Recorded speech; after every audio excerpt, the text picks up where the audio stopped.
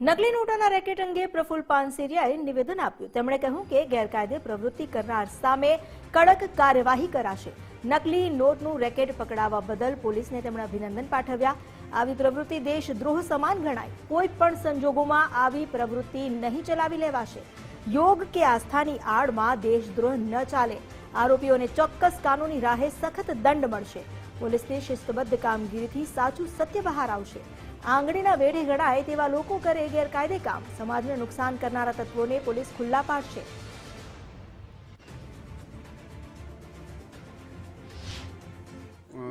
ગુજરાતની અંદર કોઈ પણ આડની અંદર આવી બે નંબરી પ્રવૃત્તિ કરતા હોય તો એને કાનૂની દંડ મળે, સ્વાભાવિક છે. પછી યોગાના આડમાં હોય કે સામાજિક આડમાં હોય, પોલીસનું કામ કાનૂની રીતે કરી રહી છે.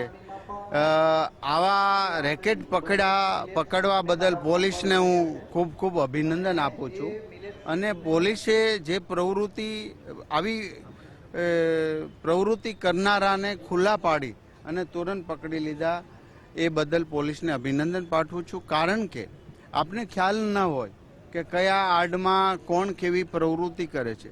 આ તો શુદ્ધ કહેવાય ને, શુદ્ધ ભાષામાં શુદ્ધ દેશદ્રોહીની પ્રવૃત્તિ, અશુદ્ધ દેશદ્રોહીની પ્રવૃત્તિ કરે તો એને ચલાવી લેવાય, કોઈ પણ સંજોગોમાં ચલાવી લેવાય નહીં. કારણ કે જ્યાં આસ્થાનું કેન્દ્ર હોય લોકો, કારણ કે બહુ સારા સંતો, બહુ સારા યોગ